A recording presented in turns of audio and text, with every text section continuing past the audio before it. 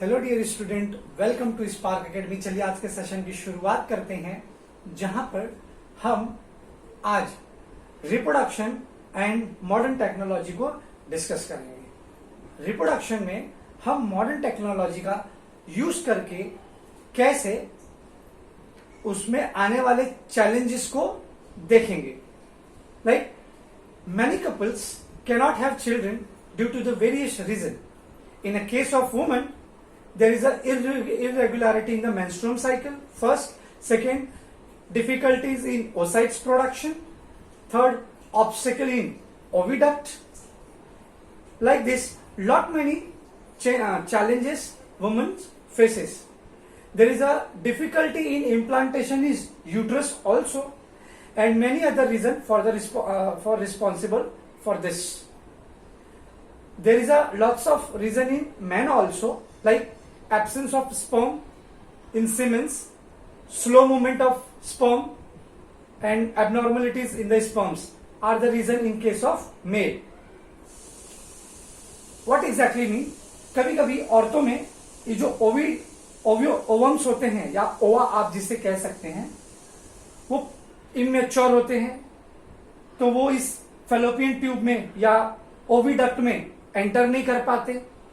कभी कभी इनकी क्वांटिटी कम हो जाती है और सम टाइम ये इस सिलिया में स्टक हो जाते, फंस जाते हैं, तो वो यहां तक पहुंच नहीं पाते हैं। तो ये सारे कारण हैं। और मेल में जो आप जानते हैं कि स्पर्म सेल जब यहां से एंटर करेगा तो उसे ट्रैवल करके इस यूट्रस से इस ओव्यूडक्ट में यहां तक पहुंचना पड़ेगा, क्योंकि जो ओवम है या जो एग सेल है वो यहां से ट्रेवल करता है और यहां से ट्रेवल करते हुए यहां पहुंचता है। मेल के स्पर्म सेल को भी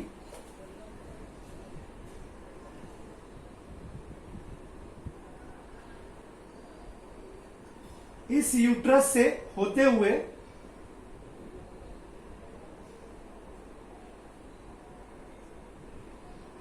इस ओविडक्ट में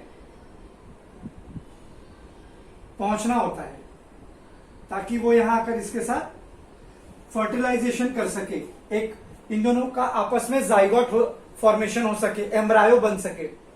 तो कभी कभी मेल में क्या होता है, ये स्पर्म काउंट बहुत कम हो जाता है।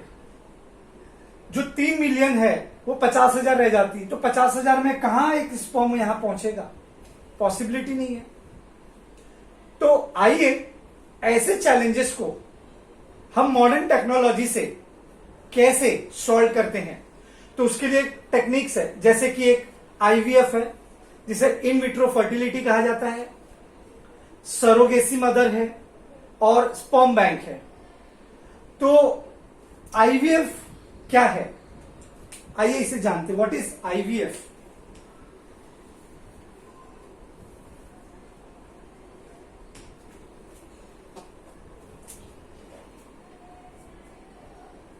IVF is the in vitro fertility. Basically हम इसे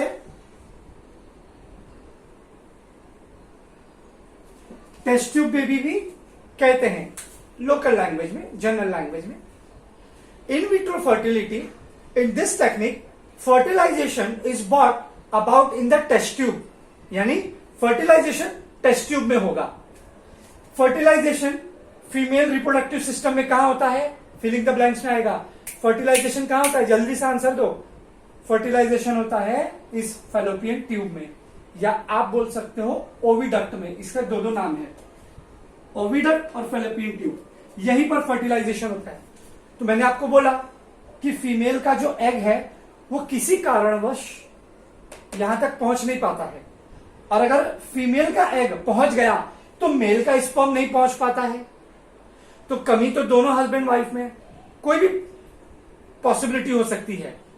तो हमारे मॉडर्न टेक्निक क्या करती है, इस ओवरी से, इसमें से ओवम यानी एग सेल लेंगे और मेल से मतलब वाइफ का एग सेल लेंगे, हस्बैंड का स्पर्म सेल लेंगे और एक टेस्ट ट्यूब के अंदर मॉडर्न टेक्नोलॉजी से उसको फर्टिलाइज करेंगे।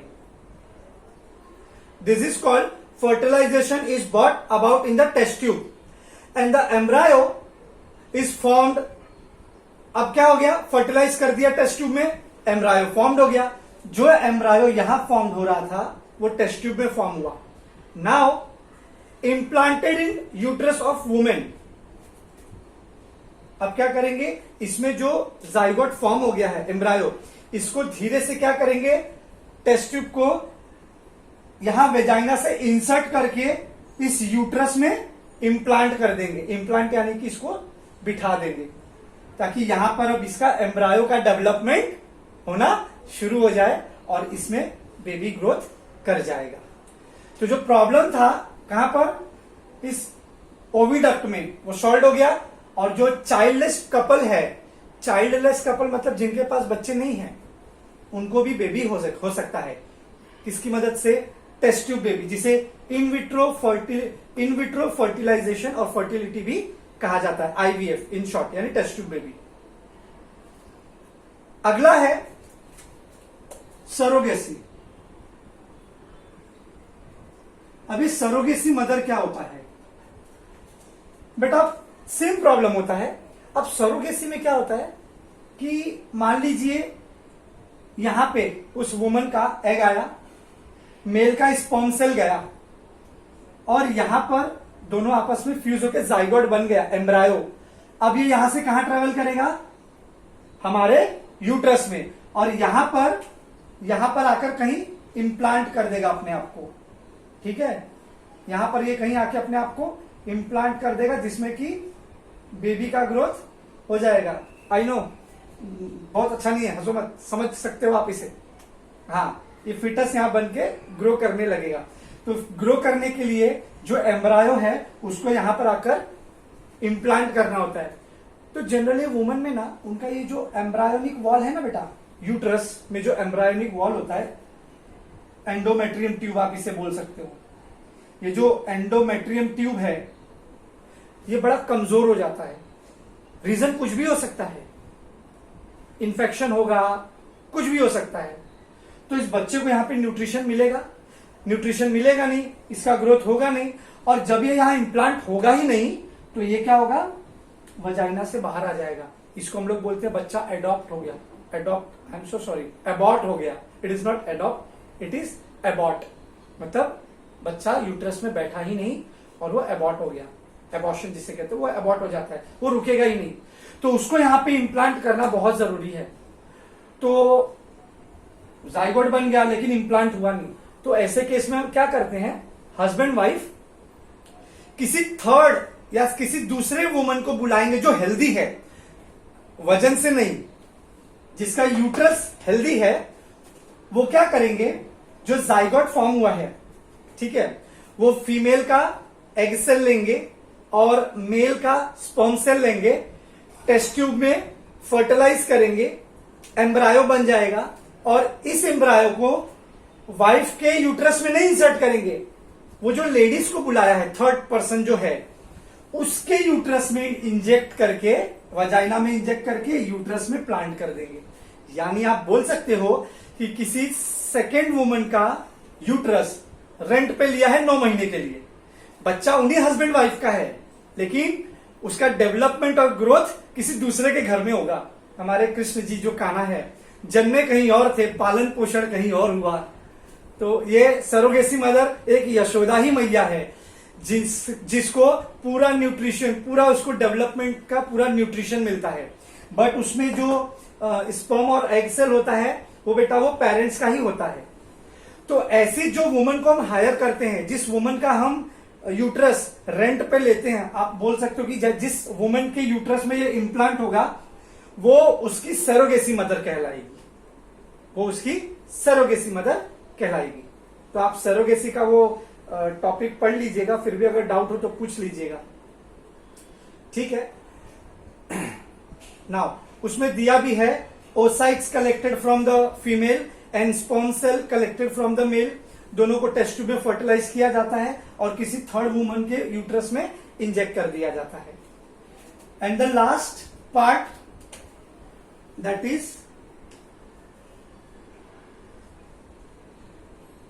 Sperm bank. स्पर्म बैंक क्या होता है बेटा, जैसे ब्लड बैंक होता है ठीक उसी तरीके से स्पर्म बैंक भी होता है। ब्लड बैंक में हम ब्लड स्टोर करते हैं, स्पर्म बैंक में स्पर्म स्टोर किया जाता है। कभी कभी देखो फीमेल ओके होती है, उसमें कोई ऑब्जेक्शन नहीं है, तो हस्बैंड चाहता है कि यार प्रॉब्लम मेरे में है, तो वो क्या करते हैं, ऐसे इंस्टीट्यूट में जाते हैं, ऐसे संस्था बनी हुई है, वहां जाकर वो किसी का स्पर्म मेल, अगर फीमेल का एग सेल अच्छे से बन रहा है तो वो लोग किसी मेल का स्पर्म इंजेक्ट कर देंगे, लेकिन वो हाइड रहता है, वो बताएंगे नहीं वो किसका स्पर्म है, वो किसी का भी हो सकता है, लेकिन हेल्दी स्पर्म रहेगा। ऐसा आपको ऐसा बाय डिफेक्ट वाला स्पर्म सेल नहीं देंगे, वो अच्छा ही किसी हेल्दी पर्सन का स्पर्म सेल देंगे। बट लॉ बोलता है कि आपको उसका नाम डिस्क्लोज नहीं करना है, आपको उसका नाम छुपा के रखना है कि किसका स्पर्म वो यूज कर रहे हैं। तो इसमें फीमेल क्या कर सकती है, किसी दूसरे हस्बैंड का या किसी दूसरे शख्स इंसान का स्पर्म सेल अपने में इंजेक्ट कर लेगी और उसका बच्चा वहीं पर, मतलब मां के कोख में मां का ही बच्चा डेवलप होगा। पति में कमी है, क्या हुआ, तो हम किसी के से स्पर्म डोनेट कर लेते हैं। तो कभी कभी उल्टा भी होता है कि भैया पति का अच्छा है, वाइफ का कमजोर है, तो वही सरोगेसी मदर वाला आपको क्या करना पड़ेगा, किसी दूसरे के गर्भाशय को हायर करना पड़ेगा, रेंट पे लेना पड़ेगा। तो स्पर्म बैंक में ऐसे बहुत सारे लोगों के स्पर्म रखे जाते हैं कि अगर वाइफ का एग सेल अच्छा है तो हम किसी भी मेल का स्पर्म सेल फ्यूज करके उसके यूट्रस में इंजेक्ट कर देंगे, जिससे कि उसी औरत का बच्चा, उसी वुमन का बच्चा उसके यूट्रस में अच्छे से ग्रो करेगा। There is a various problem in a sperm production as mention above in a case of many men. So as we have the children in case of such couple, new concept of sperm bank has introduced. This concept similar to the blood bank. ठीक है, तो आप ये sperm bank, surrogacy, IVF ये तीनों अच्छे से पढ़ लेना। फिर भी नहीं समझ में आएगा तो प्लीज मुझे कांटेक्ट करने की कोशिश करना, मैं आपको सारी चीजें अच्छे से एक्सप्लेन कर दूंगा। बढ़ते हैं अपने अगले सेशन की तरफ, that is twin baby. Okay student, आप देखेंगे अगला टॉपिक है ट्विंस, कि कैसे ट्विंस बेबी फॉर्म होते हैं। दो तरीके से फॉर्म होते हैं, एक है मोनोजाइगोटिक। मोनोजाइगोटिक का मतलब होता है एक ही जाइगोट से दो बच्चे पैदा होंगे। मोनो का मतलब क्या होता है, वन। जाइगोटिक मतलब एक जाइगोट से, और एक होता है डाई जाइगोटिक। डाई का मतलब होता है बेटा टू, यानी यहां पर जाइगोट कितने होंगे, दो जाइगोट होंगे। यहां पे जाइगोट कितना होगा, एक जाइगोट होगा। अब कैसे होता है, ओवरी है, यहां से जो ओसाइट्स होते हैं या जो एग सेल हैं फीमेल के, वो यहां से ट्रैवल करेगा एक सिंगल, और यहां से ट्रैवल करते हुए ओविडक्ट में आएगा, और यहां से स्पर्म सेल इसमें आके फ्यूज हो जाएगा, और ये यहां पे एक जाइगोट बनेगा। ठीक है बेटा, एक जाइगोट बना। याद रखना हर एक बार में एक ही सेल आता है नॉर्मली, एक फीमेल का एग सेल और एक मेल का स्पर्म सेल। अब तो 3 लाख सेल होते ना बेटा, तो 3 लाख सेल में से जो पहले पहुंच जाएगा उसके साथ वो एग सेल फ्यूज हो जाएगा और एक जाइगोट बना लेगा। अब ये क्या बन गया, ये मेरा जाइगोट बन गया। अब जैसे ही ये यहां से निकलेगा 8 दिन के अंदर, कितने दिन के अंदर, 8 दिन के अंदर इस जाइगोट का ना बेटा सेल डिवीजन हो जाता है, और ये जाइगोट बाहर आते आते यूं समझ लो 2 पार्ट में डिवाइड हो जाएगा। तो इसमें क्या होता है, एक ही जाइगोट का डिवीजन हो गया। जाइगोट एक ही था लेकिन दोनों का डिवीजन हो गया, तो 2 ट्विंस पैदा होंगे। हालांकि इस केस में क्या होता है बेटा मालूम है, एग और स्पर्म दोनों एक ही सेल से बने हैं, तो इस केस में क्या होता है कि दोनों ट्विंस में सिमिलैरिटी होगा, दे एग्जैक्टली लाइक सेम, उनका जेंडर भी सेम होगा। अगर एक गर्ल है तो दूसरा भी गर्ल ही होगी। हाँ, मेरी बात अलग है, बताता हूं। दूसरा, अगर एक बॉय है तो दूसरा भी बॉय होगा। ऐसा होता है, नॉर्मल है कि एक एम्ब्रायो का सेल डिवीजन हो जाता है जिससे कि जुड़वा पैदा हो जाते हैं। ट्रिपलेट होते तो 3 में बन जाते हैं सेल डिवीजन, बट जनरली 2 में ही होता है। तो ऐसे जो ट्विंस बेबी पैदा होंगे ना, उसमें आपको ना 99% तक सिमिलैरिटी देखने मिलती है। चेहरा, नाक, आंख, सबकी कटिंग एक जैसी होगी, सारा शेप एक तरीके से होता है, मतलब है सिमिलैरिटी बहुत होगी। तो ये कहलाता है मोनोजाइगोटिक। ठीक है। अब डाइजाइगोटिक में, डाइजाइगोटिक बहुत रेयर केस होता है, बहुत रेयर केस। इस केस में मैं आता हूं। तो इस केस में क्या होता है कि यहां से एक सेल की बजाय 2 सेल ट्रेवल करेंगे। कितने बेटा? 2 एग सेल ट्रेवल करते हैं, और ये बहुत रेयर होता है। तो पहला स्पर्म इस सेल के साथ फ्यूज हो गया, और दूसरा स्पर्म यहां से इस सेल के साथ फ्यूज होगा। ठीक है। और ये अपना अलग जाइगोट बनाएगा। तो ये दोनों अलग अलग एम्ब्रायो हुए ना। तो ये जब दोनों अलग अलग एम्ब्रायो हुए तो पॉसिबिलिटी तो कुछ भी हो सकती है। लड़का एक बॉय हो सकता है, एक बेबी हो सकता है, दोनों ही बॉय दोनों ही बेबी, मतलब कुछ भी हो सकता है। इस केस में ऐसा नहीं, इस केस में दोनों सेम ही रहेंगे। इस केस में हो भी सकते हैं, नहीं भी हो सकते हैं। मेरे केस में ऐसा हुआ था। तो यहां पर आप देख सकते हैं 2 एम्ब्रायो फॉर्म होंगे, और ये दोनों एम्ब्रायो, एक ने यहां पे प्लांट कर लिया और एक ने ऊपर की तरफ अपने आप को प्लांट कर लिया। तो इस तरीके से एक बेबी, एक बॉय बेबी, इस तरीके से 2 एम्ब्रायो डेवलप होते हैं, जिनमें सिमिलैरिटी कम देखने मिलती है एज कंपेयर टू मोनोजाइगोटिक। और ये 8 दिन के अंदर ही सब हो जाता है। सो आई होप ये ट्विंस का कॉन्सेप्ट भी आपको समझ में आया होगा। अगर आप बोलोगे सर ट्रिपलेट कैसे हो सकता है, again the credit goes to me. तो ट्रिपलेट में क्या होता है बेटा? 3 एक्सेल ट्रेवल कर जाते हैं। कितने? 3 एक्सेल। और या तो एक एम्ब्रायो नॉर्मली ग्रो करेगा और एक का डिवीजन हो जाएगा, मतलब एक मोनोजाइगोटिक भी हो जाएगा और एक डाइजाइगोटिक हो जाएगा।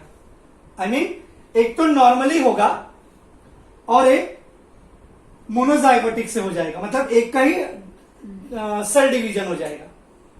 तो 1 और यहां से 2, दैट इज 3, तो उसको हम ट्रिपलेट बोलते हैं। अब इससे ज्यादा आपको अभी इंफॉर्मेशन लेने की जरूरत नहीं है, इतना आज के सेशन के लिए काफी है। इसके बाद आखिरी सेशन है हेल्थ पर, वो जल्दी से मैं फिनिश करता हूं, थियरी पार्ट है, आ जाइए उसे देख लेते हैं। Okay, now reproductive of health. A person state of being physical, mental, social strongness is called health। मतलब कोई व्यक्ति अगर सोशल, मेंटल और फिजिकल तीनों तरीके से तंदुरुस्त है तो उसे हम कहते हैं health. In our country there is seems to be lack of awareness regarding reproductive health due to various reason like social custom, tradition, illiteracy, shyness, etc. Especially, there are seems to be indifference towards the reproductive health of women। मतलब क्या है कि हमारे देश में आज भी लोगों में जागरूकता की कमी है कि वो कैसे अपने आप को फिजिकली, मेंटली और सोशली स्ट्रांग बना के रख सकते हैं। मे बी एक रीजन, सबसे बड़ा रीजन है शाइनेस। ये आप भी समझ सकते हो बेटा। आप बहुत शाय करते हो अपने टीचर को पूछने के लिए, बहुत शाय करते हो किसी को आंसर करने के लिए। तो ये एक सबसे बड़ा रीजन है लोगों का। और ये क्यों होता है? क्योंकि वो लोगों से सोशल नहीं होते हैं, वो आमतौर पे बाहर जाके लोगों से घुलना मिलना नहीं कर पाते हैं। तो ऐसे बहुत सारे रीजन है। कभी कभी इलिटरेसी भी होता है कि भैया उनको ज्ञान नहीं है, नॉलेज नहीं है, दे आर अशिक्षित हैं, ये भी एक कारण है। Occurrence of menstrual cycle is related with the reproductive and overall health of woman. Now a day women are working at par with a man. Exactly, मानते हैं इस बात को। Due to this they have to stay outdoor for whole day. आज औरतें जो हैं gents man से भी बहुत ज़्यादा वर्क करने लगी हैं। जहां आदमी नहीं पहुंचा, औरतें भी पहुंच गई हैं, तो जिसकी वजह से उनको सारा से सारा दिन बाहर रहना पड़ता है। Bleeding occurs during the menstrual cycle. Due to this private organ like genital जिसे कहा जाता है need to be maintain clean time to time, otherwise problem regarding reproductive health में अराइज। जो वुमेन्स का रिप्रोडक्टिव सिस्टम है, जब उनके एमसी मेंस्ट्रुअल साइकिल जो जब उनके हम कहते हैं मंथली जो डेट्स आते हैं, वो डेट्स आने पे अगर उनका वो एरिया वो पार्ट क्लीन नहीं रखा गया, साफ नहीं रखा गया, तो उनको इन्फेक्शन होना है, उनको चैलेंजेस फेस करने ही होंगे। तो अगर आप चाहते हैं कि ऐसी चीजें ना हो तो आप शाय ना करें। सबसे पहले तो आप बेझिझक बिंदास अपने पेरेंट्स से मिलिए, डॉक्टर है उनको कंसल्ट कीजिए, ठीक है, और उस एरिया को मेंटेन रखिए, टाइम टू टाइम उसे क्लीन कीजिए। Some problem regarding reproductive health may arise in man too. It is essential to maintain the cleanliness of for their genital. Genital मतलब प्राइवेट ऑर्गन्स, मेल के हो चाहे female के हो, आपको हमेशा उसको क्लीन रखना है। और कुछ भी अगर ऐसी चीजें वहां होती हैं तो आपको तुरंत डॉक्टर को कंसल्ट करना चाहिए। चलिए जल्दी से इसके आखिरी सेशन पे आते हैं। Among the various sexual disease syphilis and gonorrhoea occur large scale. ये बीमारियों के नाम है, आप बस नाम जान के रखिए, बहुत ज्यादा नॉलेज लेने की जरूरत नहीं है। Both of this disease are causes by bacteria, और ये बैक्टीरिया के कारण हमारे प्राइवेट पार्ट्स में ऐसी इंफेक्शंस और बीमारियां होती हैं। अकरेंस ऑफ कैंसर जिसे पैचेस भी कहते हैं, various part of the body including genital, rashes मतलब लाल हो जाएगा, जिसकी वजह से फीवर, इन्फ्लामेशन ऑफ जॉइंट, बुखार, epilepsia etcetera are the symptom of syphilis. ये सारे लक्षण है सिफिल्स जब होगा। पेनफुल एंड बर्निंग सेंसेशन होता है ड्यूरिंग द यूरिनाइजेशन, यानी कि पेशाब करते समय आपको पेशाब करते समय दर्द होगा और जलन जलेगा, ऐसा कुछ आता है। ओजोइंग ऑफ पस उसमें से बनने लगेगा या पस का भी आपको दिखेगा through the penis and the vagina, दोनों के कंडीशन में, मेल और female. Inflammation of urinary tract, जो पेशाब करने का रास्ता है उसमें ना सूजन आने लगेगा। एनस, थ्रोट, आईज एसेट्रा, यहां पे आपको इन्फ्लामेशन, जलन होगा। इन्फ्लामेशन मतलब जलन के साथ दर्द होता है। आर सिम्टम ऑफ गोनोरिया, तो ये सिफिलिस एंड गोनोरिया दोनों के सिम्टम है। हो सके तो याद कर लीजिए, एमसीक्यूएस में पूछ सकता है, आपको आना चाहिए। सो इस सेशन में इतना ही है। ये टेबल्स आपको दिए, आप ये एक्सरसाइज को कंप्लीट कीजिए, एमसीक्यूएस में एग्जाम्स में पूछने के चांसेस बहुत ज्यादा है। तो आज के सेशन के लिए इतना ही, मिलते हैं अपने नेक्स्ट सेशन में। टिल दैट घर पे रहिए, सेफ रहिए और अपनी स्टडी को पूरी जिम्मेदारी के साथ करते रहिए। Wish you all the very best.